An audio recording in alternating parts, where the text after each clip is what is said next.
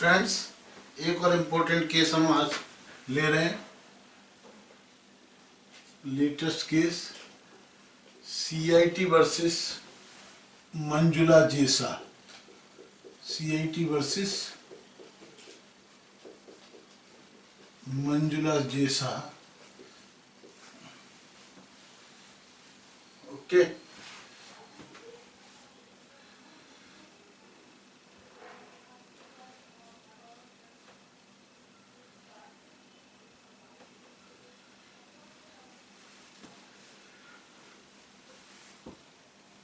इस केस में हुआ क्या था, मैटर क्या था, ये हम समझते हैं।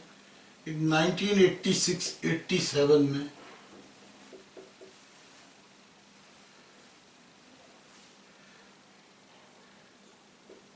एक प्रॉपर्टी SSE के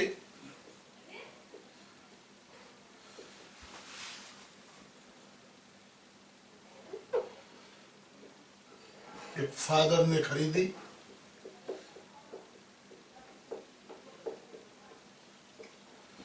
SSE के फादर ने 1986-87 में एक प्रॉपर्टी खरीदी। ये प्रॉपर्टी 2006-07 में इनहेरिट हो गई SSE को।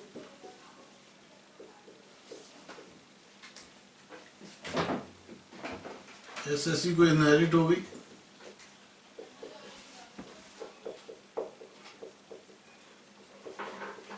टू 2006-07 में ये SSE को इनहेरिट हो गई और SSE ने ये प्रॉपर्टी 2009-10 में इस प्रॉपर्टी को सेल कर दिया। This property was sold in 2009-10।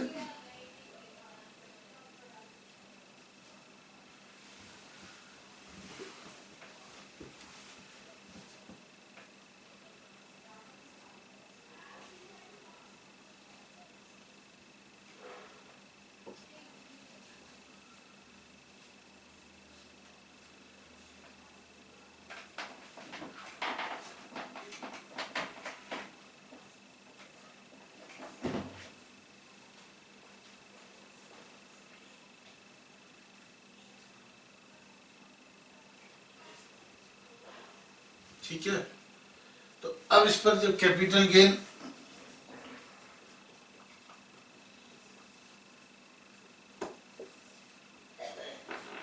जब इनहेरिट की तो इनहेरिट करने पर तो क्या है, थ्रू बिल है, तो यहाँ पर तो टैक्स लगा नहीं। लेकिन अब जब ये कैपिटल गेन 2009-10 में जब ये सेल कर रहा है तो सबसे पहले दो इशू आते हैं। इसकी एक्विजिशन डेट क्या होगी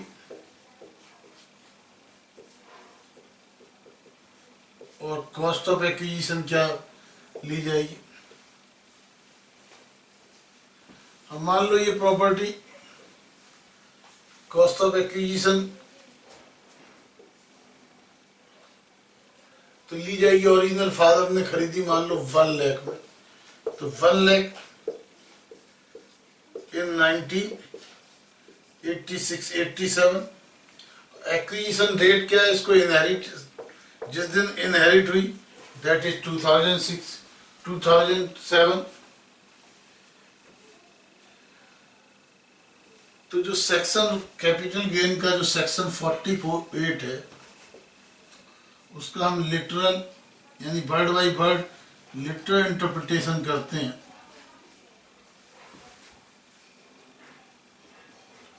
तो भाई लिटरल इंटरप्रिटेशन क्या है,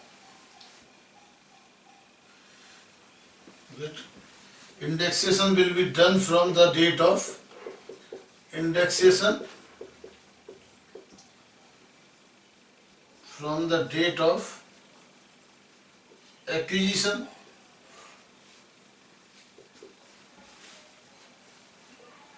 by the SSE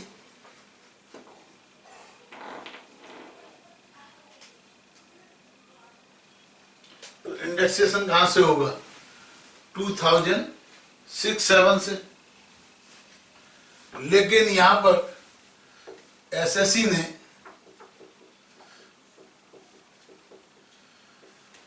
अपील किया और कोर्ट के अंदर प्ली दी कि भाई कि इट इज रॉन्ग। उसने कहा भाई कॉस्ट तो ले रहे हैं आप 1986 की और इंडेक्सेशन कर रहे हैं अब 2006-7 से, तो दैट इज नॉट प्रॉपर। तो by constructive interpretation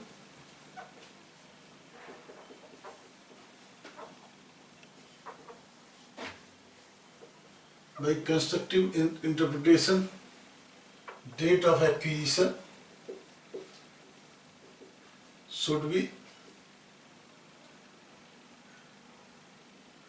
taken as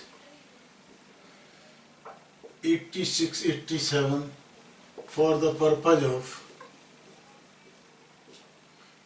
indexation